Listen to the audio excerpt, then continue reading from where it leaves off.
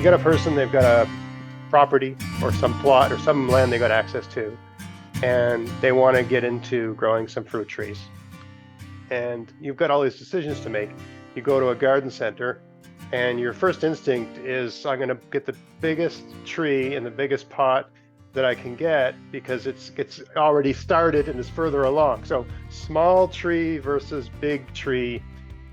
What's the better deal? What's the better thing? What's the better thing to buy? Let's say money's no object. What if money is an object? Like, affordability, but also just what's the best choice either way?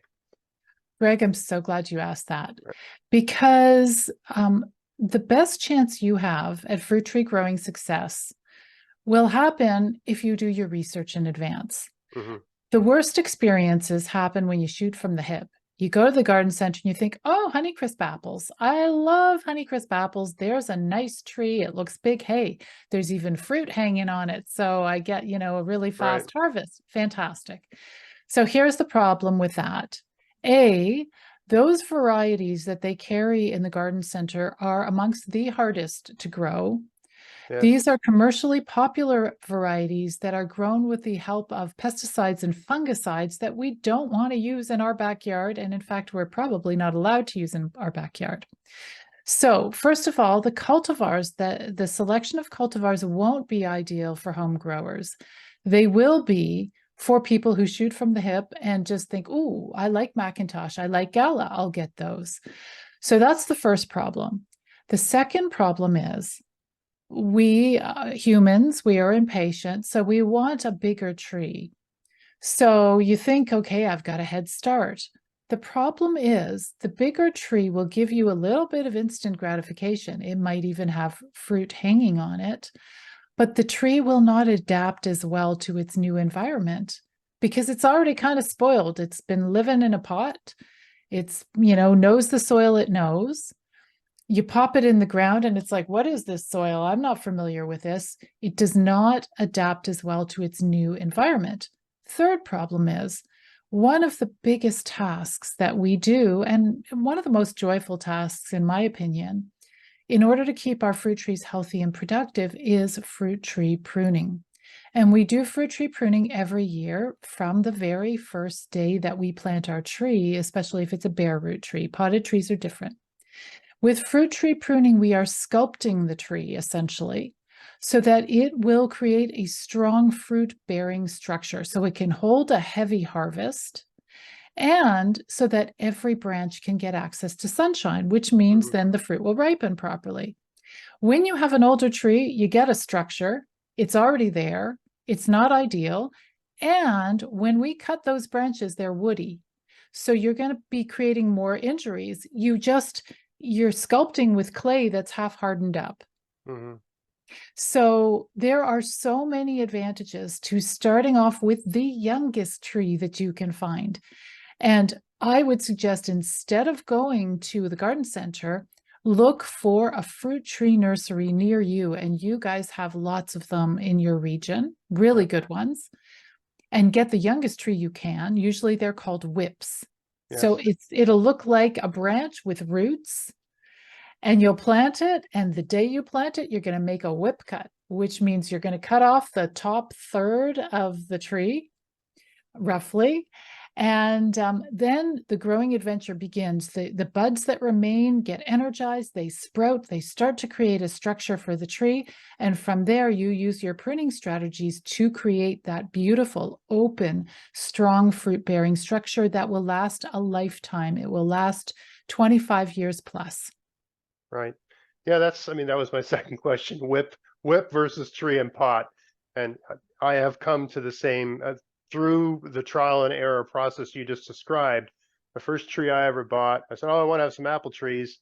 And I went to a hardware store and I bought what I call a 5 tree, where it's got 5 things on it. It was big and it had flowers and it had, just like you said, all the things you see in the grocery store. McIntosh, Honeycrisp, a bunch of other things. Red Delicious, the least delicious apple in the world, and 2 others. I can't remember what they are. And yeah, part of the problem with those is that you have 0 degrees of freedom with pruning. Like Absolutely. every branch must stay. You can't get rid of you got something in the wrong place, it just has to exist. Not only that, but like I think the Honeycrisp was 16 inches off the ground. So, and they actually grew pretty well, but like they're always on the ground. As soon as the tree got any, they just dip down and touch the ground, all pest problems and stuff like that.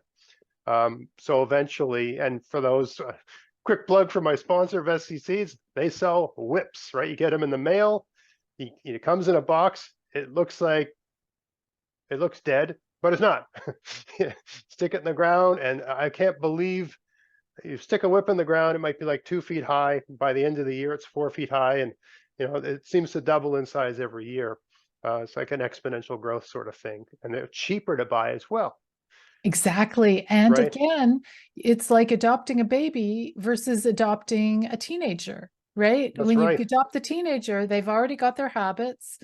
Nothing wrong with adopting a teenager, but they're going to Oh, be set in their ways, right? right.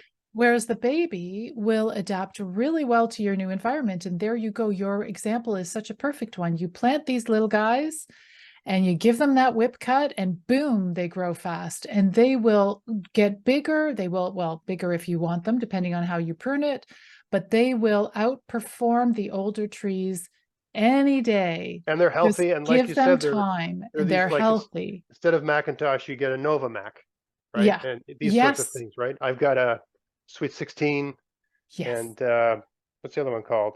Maybe something Liberty something. Liberty. Liberty is a beautiful I think apple that too. might be. Yeah. It's like I can't remember what it's supposed to be like. Anyway, they're both growing really, really well. Yeah. So yeah, and of course, like you say, because it's a bare root, when they come back to life, it's almost like they don't remember what soil they were started in, right? Yes. So they're comfortable with your soil, and you don't have that pot problem where you dig a hole in your soil and you put this other soil in and you create a well, Yeah. right? Like my soil's like a lot of soil out here, it's all clay, right? So if you dig a hole in clay and you stick vermiculite and all this, potting soil in a clay hole, you've got It's like a clay pot. it's basically a clay pot full You've of water, planted your tree in a clay pot. Exactly. Exactly. A clay pot underground. And when So you think hard on about the it, plant. Greg, think about how far a healthy tree, how far the roots would go. So the roots will extend out to the edge of the canopy in a mature tree, plus, plus, plus. It can go Yes. twice the time of the extent of the canopy. If you've planted your tree, your potted tree, in that clay pot in the ground, essentially, if your ground is so, heavy and rich in clay, then you're going to have a pretty unstable and unhealthy tree because the roots can't keep reaching out to get more nutrition, to more stability, more access to water. And I love, by the way, how you said that you get the bare root tree, you think it's dead. And it was such a wonderful thing for me to hear because it reminded me all those years ago when I first got a bare root tree, and I'm thinking, is this It's okay? gonna make it, Yeah. exactly. You get watching it every day to see the bud development. Like, Yeah. oh yes, Yeah. okay, it's And gonna work. hopefully those buds are developing after you've planted it, because when you plant a bare root tree, it's like a TV show that was on when I was growing up many, many moons ago.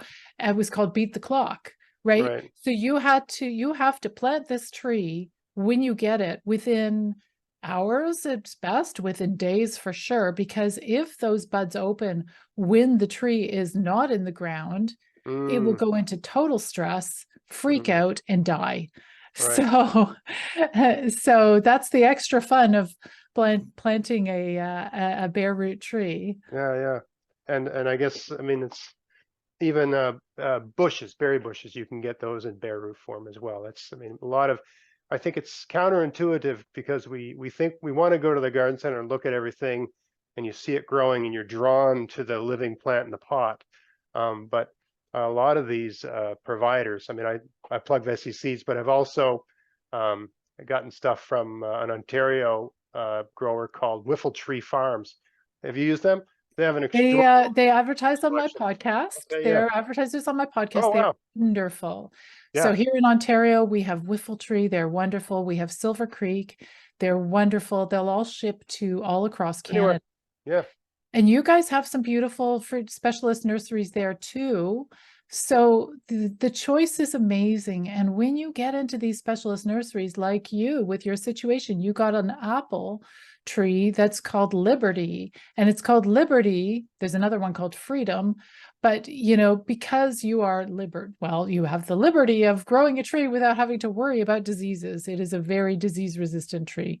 Yes. Freedom is more appropriate in that way, but in terms of names, Freedom is also disease resistant. So, you are opening new doors by checking out those fruit tree nurseries and really delving into the catalogs and Yeah. finding an easier to grow tree that will thrive in your unique location.